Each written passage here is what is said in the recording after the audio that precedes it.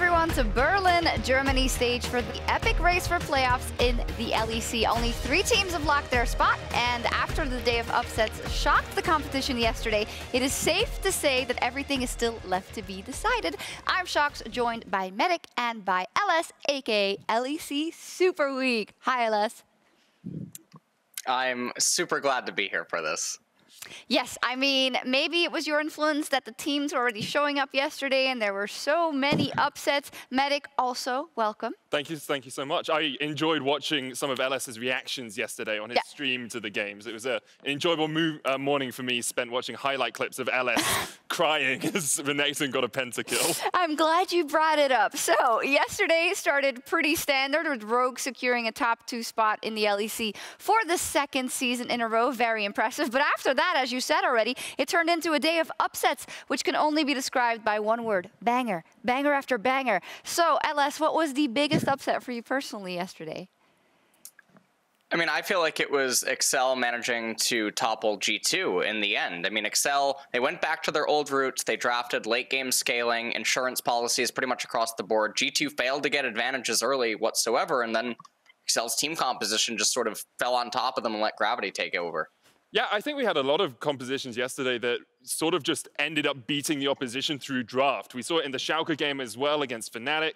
And then also, we would be remiss if we didn't mention the crocodile in the room. Astralis versus Vitality, we saw the first pentakill of spring in the LEC. White Knight, actually only a 2nd ever competitive pentakill for a Renekton player. Well, LS, isn't that just fantastic? Well, this was the dinosaur that could. Crowny's Comet couldn't bring this one down, I'll tell you that much, as the Renekton was truly Godzilla in this match. And I mean, he earned the MVP.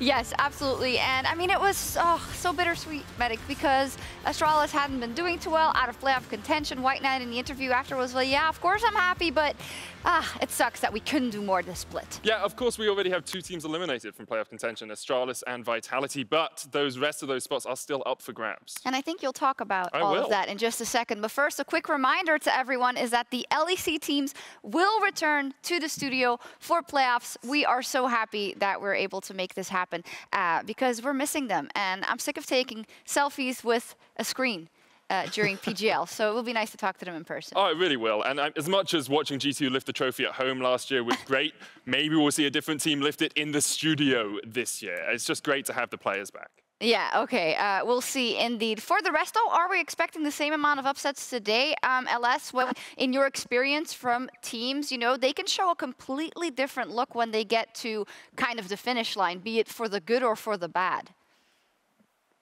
Yeah, I mean, I think that obviously upsets are pretty uncommon, but you know, with what's been going on so far in LEC, you can never really count out what's going to happen. I'm curious if G2 is going to dial back today and stop picking the type of team composition where they're required to get ahead. Absolutely, we'll see if they make that happen. We will have an in-depth discussion on Misfits, Schalke, and Excel, as their race is the main headline for the week. And to set the stage, as teased, here's Medic and his playoffs checkup. Thank you very much, Sjokz. I'm going to leave you and LS over in this side of the studio for a little bit. Let's talk about playoffs. You know, it's the usual thing: who's in, who's out, who's going to shake it all about in the middle of the pack. Right now, G2 and Rogue are actually locked in top 2. Mad have also locked a spot in the playoffs, although their positioning isn't decided. SK and Fnatic both only need a single win to make it into playoffs, and Schalke, Misfits, and Excel are the remaining 3 teams who are fighting for a single spot. As we said, Astralis and Vitality unfortunately can't make playoffs in spring. Now, before we get into some of the intricacies here, I want to remind you guys there are 2 main ways we settle ties in the LEC before we play a tiebreaker game. First off, we look at the head-to-head record between the 2 teams over the entirety of spring. If that is tied, we then look at how many total wins each team has in the 2nd half of the season, so from week 5 onwards. What does that mean?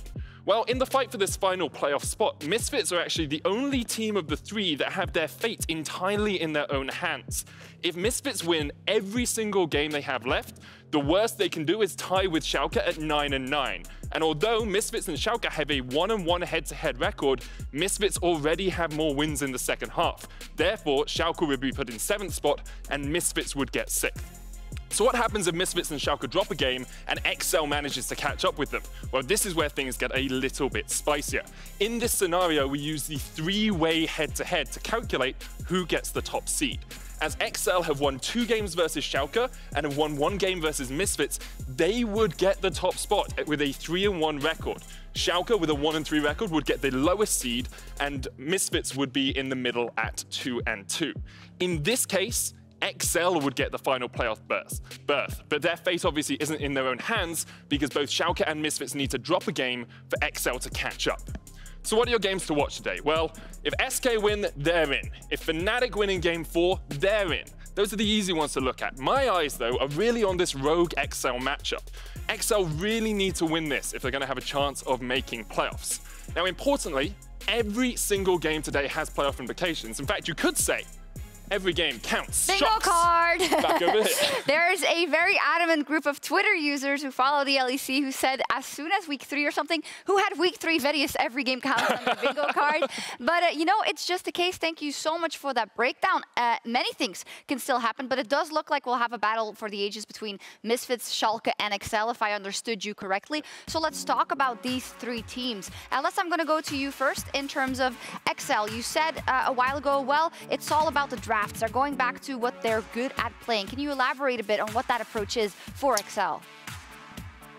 Yeah, so XL, in the very start of the split, they drafted pretty unusual champion picks early on. They always had more of a scaling team composition relative to their opponents. They would always fall down early, in the early stages, maybe go even in lane, maybe a little bit behind, and then they would let the team composition sort of just take over and make up for maybe where they were having some weaknesses compared to other teams. Then they deviated from this. They started picking lane-dominant champions, champions that had to get ahead, champions that spiked in mid-game, and then they started losing a lot, trying to brawl with other teams. Started to dial back, went back to the scaling type things, and in the game against G2, their comp played a really big part in helping them take down G2 and overcome the team diff. Patrick's just so happy about that.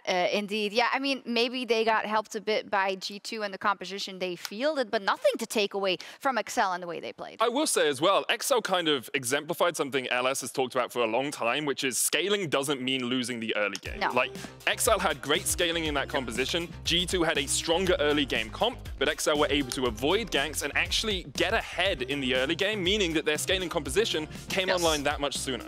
Yeah. LS, anything to add to that?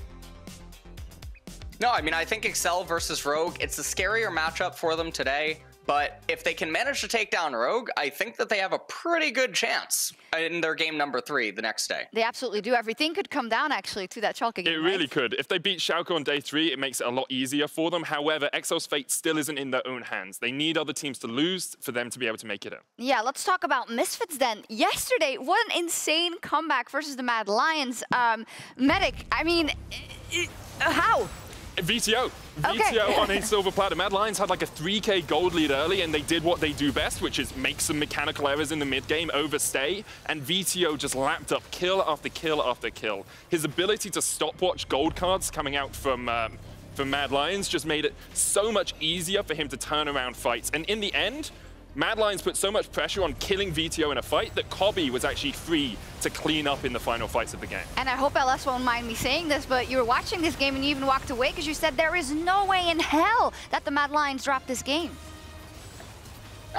You know, speaking of hell, I was watching Gordon Ramsay's Kitchen Nightmares because I thought this was actually just going to be a league nightmare. I tuned out. I thought the game was over. Legitimately, I tuned into an episode of Hell's Kitchen, and you know, I mean, you win some, you lose some, and that was definitely one that they lost. That it was, and for Misfits, I mean, it's got to feel so good, specifically because it's VTO that had to turn the game around. Yeah, after his Zoe performance at the start of the season, he sort of dropped off. People were banning Zoe against him. He went to the Syndra. It didn't really work out for him, but he's really beginning to step up again. And I think the thing with a rookie is you expect these standout performances with a bit of inconsistency in the middle. Yeah. If Misfits can find a way to really have him gel with the team consistently, that's when he's really going to shine, and that's when this roster is really going to shine. Definitely so. And then finally, we have Sjokz, that third team in that playoff race for the last spot.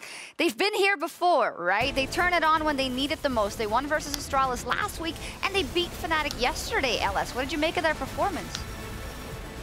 I mean, I thought that Sjokz was going to lose this game at several points against Fnatic. I mean, I commented about that, but one of the things I really liked about it, they came out with Urgot, a champion I think that's super underappreciated in the meta right now, and Broken Blade had a fantastic performance, hitting a lot of Fear Beyond Deaths in the game in order to turn a lot of situations around, but also the Seraphine in the AD carry position, not something that we've been seeing nearly enough of, given her power level.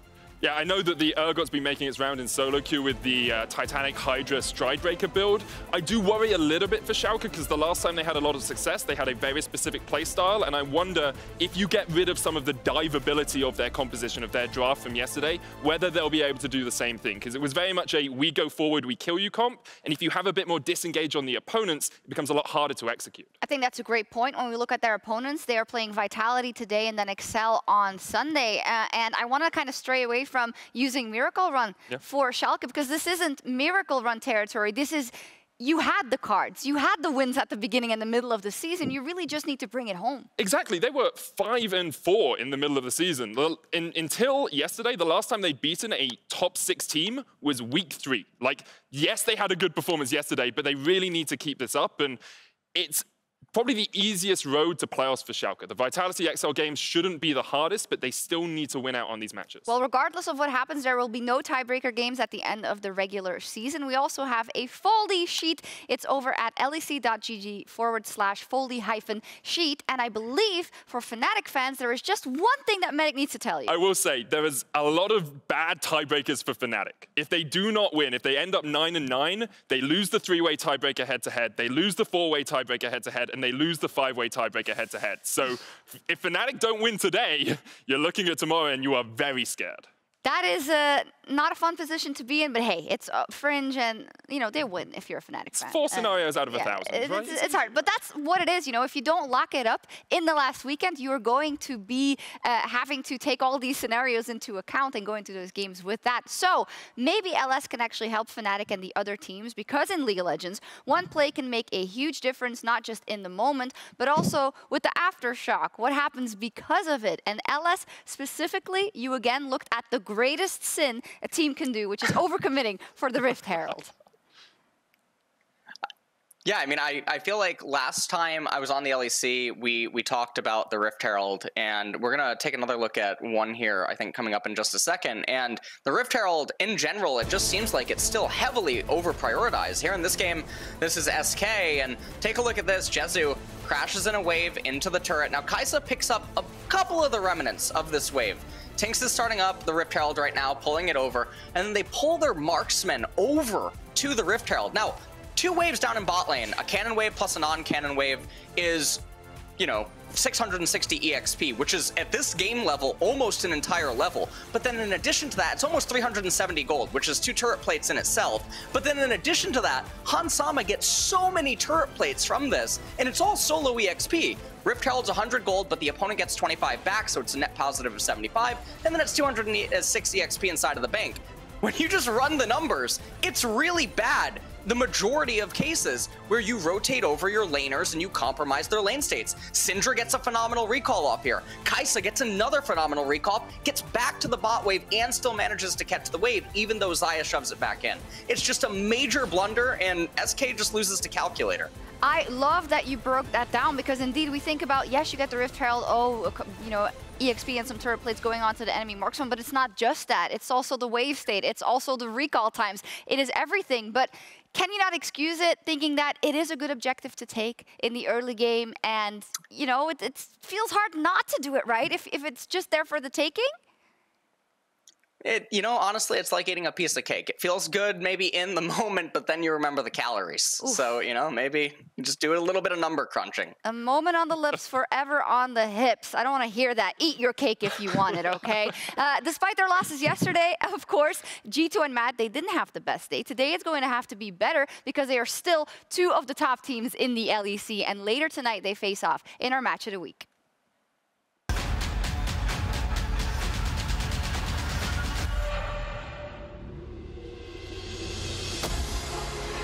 I'll be honest, I'd be lying to you if I told you that G2 had anything left to prove in the LEC. They are the back-to-back champions. They've done it all, they've won it all, and they continue to dominate in the regular season. For the looting lullaby, look for that sleep. Mickey dives in! A 4-man Magnastorm! And immediately Fnatic's hopes maybe dash against the rocks.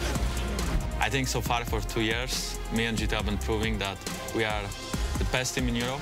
The rest of G2 are collapsing, surrounding, and crushing Rogue's hopes. Hodo will be the next target. He gets rooted down from a long range. A dash forward from the Gale Force. Another Zenith Blade. Every single tool lands. There's been a lot of new faces, I guess, coming in. I think I just have to prove that it's not easy getting to where I am. Even though I won MSI, I won so many splits, it doesn't really make League less fun for me, because I just want to prove myself at the top and finally get the World's Trophy. But despite that, G2 have been playing every game in the regular split like it truly means something. And for Mad Lions, a team that has beaten G2 once before in a best of 5, this is a chance to prove themselves and to give their fans a showing of what to expect when the playoffs come. Mad Lions! They turned it around! G2 are losing! G2 are losing! They've done it. The rookies have risen up. So Mad Lions is a weird team, because they came in out of nowhere and just like beat us in a best of 5, and then they had like a really solid summer, but then somewhere along the lines they just fell apart, and now it doesn't really feel like they found their old form again. I mean, my motivation as a player comes from actually not being a mediocre. Like I have always wanted to just be remembered by doing something. My motivation is just to be someone, to be remembered, and not be just another mediocre guy. Oh, Yo-Yo waiting, looking for an opportunity. Here he goes. Blade's reach comes out. Dan now going to be in trouble. A little trespass comes through. The 1v1 happens off to the side. Carzzy now isolated. They're just going to start mowing down these kills. There's nothing left for Patrick. He pulls out with the Ren. Are you kidding me? Kane triple at 16 minutes. 7-1-1 for El Yo-Yo. I mean, it's not a trophy, but I want to be the best top laner in LEC for sure. After that, champion of LEC, or maybe, I don't mind, I want both. But now Kaiser with the re-engage, Dion off to the side. Look at that chase damage. My God, the hyper proc is a bit too much. Mad Lions taking the fight. Mad Lions is a team that cannot be underestimated. They have proven to us across so many different splits that they are creative, that they are tenacious, and that when it matters most, they are explosive. If G2 are looking now to rest on their laurels, they will find themselves very quickly losing the game to the Mad Lions.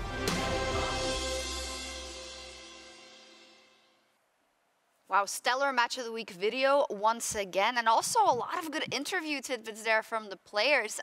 From Wonder, who is someone for me that always goes under the radar, but saying, of course, it is important for us to win. Same for Caps, but we have a special eye on the jungle matchup: Jankos versus El Yo-Yo. Now, Medic, El Yo-Yo is someone that I've heard pass on everyone's lips in terms of hype and in terms of the rookie to watch. Where do you stand?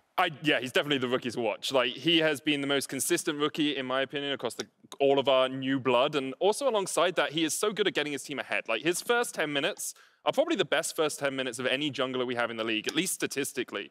His matchup into Jankos is going to be really interesting to me, because what G2 are very good at doing is adapting to how the enemy is playing and how the enemy jungler is playing. So that 1v1, which is more likely to be a 2v2 or a 3v3, is going to be really exciting. All right, and then lower screen, what do you think about G2 and specifically the draft yesterday left something to be desired? Are you expecting them to drastically change their approach here? I think that usually, at least in my memory, when G2 ends up losing, usually they try to dial back, and they often do go towards the scaling. So I'm curious what's going to come out for them here today. I would expect a more scaly type of draft. I mean, I would hope so. And I think if they have that, if they have a draft edge of even the slightest margin, I think that they're heavily favored in the match. Well, despite the loss yesterday, G2, of course, have had a great season so far, and I would assume that some of their players find their way into the all-pro team from the fans. But LS, you also thought about your all-pro team. Yeah, all G2 and inspired. What is your defense? Well, all right. So, to make things really clear here, I think that a lot of us on the outside, we use conjecture, right, to assume what could maybe be a player's worth inside of a team holistically. And so the removal of Jankos, from an outsider's perspective, we can't know what sort of a chain effect it could end up having. But I think from an outsider's perspective, Inspired's just the best jungler in the league right now. And I think he's the only person, if you look across all of G2's roster, could possibly be some sort of an upgrade. He can play tanks, he can play supportive champions, he can play utility, he can play AP carries in the jungle, he can play AD carries, and he can play it all as if he is a carry player on all of those styles thematically, which is exactly the one area that maybe you could think G2 could be lacking in. he's phenomenal with his pathing. He's really, really, really intelligent with everything that he chooses to do. And then he's just so clean. I think he's the best jungler in the league right now. And I think with a jungler like that on your side, that's the upgrade G2 could need. And I think that I mean, this iteration might just be the best Western team overall possible, maybe. At least it is in my opinion. I am going to play devil's advocate here just a little bit, right? Because I'm sure Jankos fans will also be clamoring for it. Jankos also plays a versatility of champions. He plays a lot of champions. He plays them well.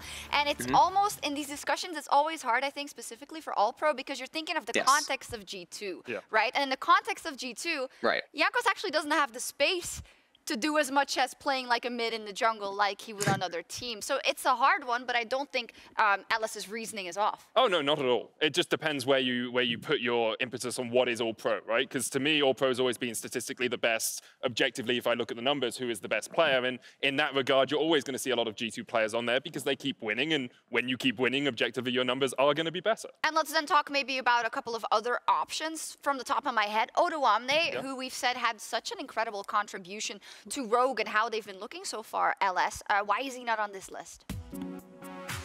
I feel like Wunder, when you compare him to Odoamne, Wunder has shown versatility up in the top lane. He, like many other G2 members on the team right now, is able to play a multitude of different styles and approaches to the game, and he's able to show up in extremely clutch ways on, again, all of those styles. And so, if Inspired was hypothetically the jungle, you have Caps, who needs no introduction, Reckless, who I think really has yet to show just how deep his champion pool can go and how diversifying it can be. And then you have Mickey X, who's basically like a mid laner in the support role, and probably the best Western support overall.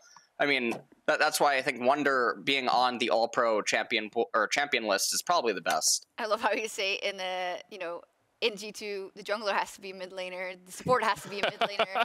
Yeah, ideally, yes. Everyone is playing Pyke again. We'll just go back to that meta. In terms of Odoamne, though. Yeah, I think Odoamne, the thing with Odo is what he has done for Rogue has leveled up Rogue more than Reckless's introduction to G2 has leveled up G2. Like, I actually think it's the best move, the best transfer in the off-season, but as LS says, if your metric is based on, is he the most flexible? No, he's not. He's a very, very, very good weak side top laner. And you saw from the numbers, his CSD is good, but he gets the least jungle attention of anyone in the league. And yes, you can put his name in the hat for your All-Pro team, but does he beat out Wunder in terms of versatility? I don't think so. Yeah, it's super interesting to track all of it. And the score's going to come down to what your definition is of what a certain role should bring to a certain team. But we'll see how it plays out. I'm sure the audience will have something to say about it. You can send us tweets. I'm sure Odoamne has already sent in a tweet. He hasn't got enough player of the game votes. That's the issue. No, he doesn't. Very interesting. 3 at least to get into the All-Pro team. Is that how it works? You just made it up. In any case, we'll see all of these players in action tonight on the penultimate day of the regular season. Only 2 days of games to go and tons of pivotal matchups. So you gave us the scenario earlier, Medic, of the Fnatic getting into that tiebreaker. So they actually have a very important game versus the Misfits. I think Fnatic's game against Misfits is probably the second biggest game of the day because Fnatic play Rogue tomorrow. So if Fnatic don't beat Misfits today, after Misfits have come off a big win yesterday, it actually puts Fnatic in a very difficult spot tomorrow. And they might miss their first playoffs in 17 attempts. They've made the last 16 playoffs in a row. To miss the 17th, that's not the best look. That would be crazy. Finally, before we go to the match content for SK versus Astralis, LS Astralis yesterday threw an absolute curveball. Will they be able to do the same versus SK? SK who would lock with a win here. This is an interesting matchup because there's a lot of volatility. Thank you very much, Sjokz. And promisq, thank you so much for joining me. We didn't have much chance to catch up. We had a chat a couple weeks back, actually just before Felix joined in. So I want to know how have been things for you since then, and how have you guys been able to adjust to this new mid laner? First of all, thanks for having me again. Glad to be back. It's been, I mean, it's always rough to like change roster, especially when it's not really something that like we weren't looking to do roster swaps, we kind of just had to do it. But it was also like we had the honeymoon effect kind of going in the start.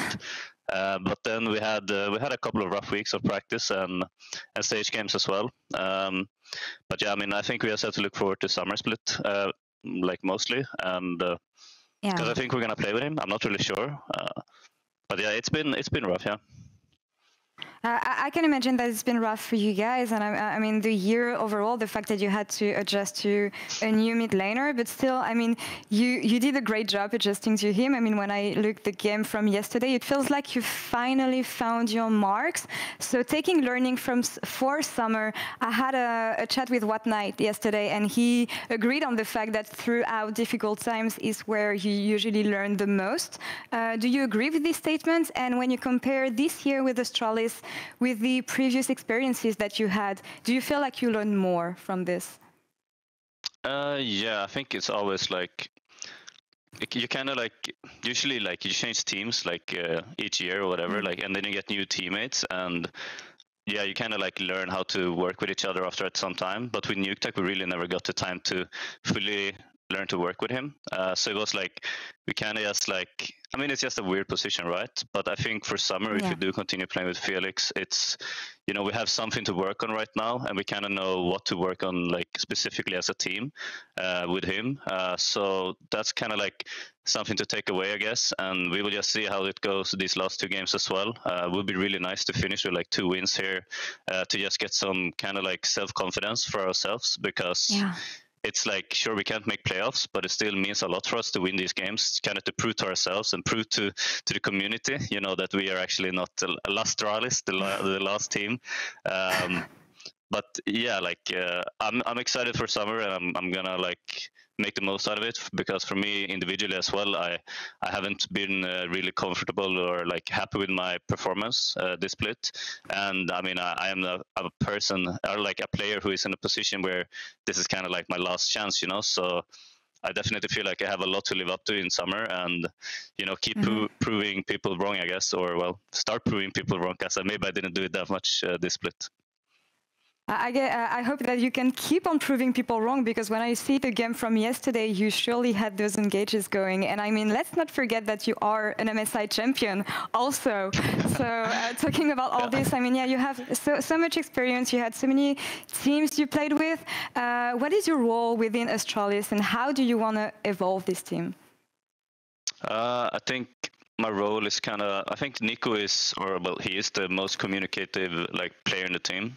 He talks a lot, so I don't really have to do a lot of talking, even though it's kind of like, it's kind of easy for me at this point as well, because yeah, I'm an experienced player, right? So I know like, I understand macro stuff, but kind of leave that to Nico, and I'm just more looking for these engages and, you know, small plays kind of, or like trying to be creative. I think you can kind of see it as well in the games that we play if you pay attention, that I'm looking for kind of like flanks and stuff like this, looking for to make plays happen, start fights, which shouldn't really happen, you know, because I think that's kind of important right now as a support player, to find these fights, start good fights for your team. So that's kind of like my role, I guess. Just like, you know, it's an engage meta, so you have to really find good engages for your team, because if I do good engages, then I should be able to rely on my carries to do their job as well. So I kind of need to enable them in a way.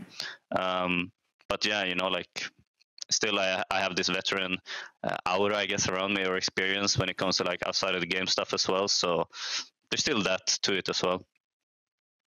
Well, I hope that you'll be proud of your performance after this week. And yeah, let's make every game count, promisq. Thank you so much for the interview. Yeah, thanks for having me. You're welcome. And casters, back to you for Astralis versus SK Gaming.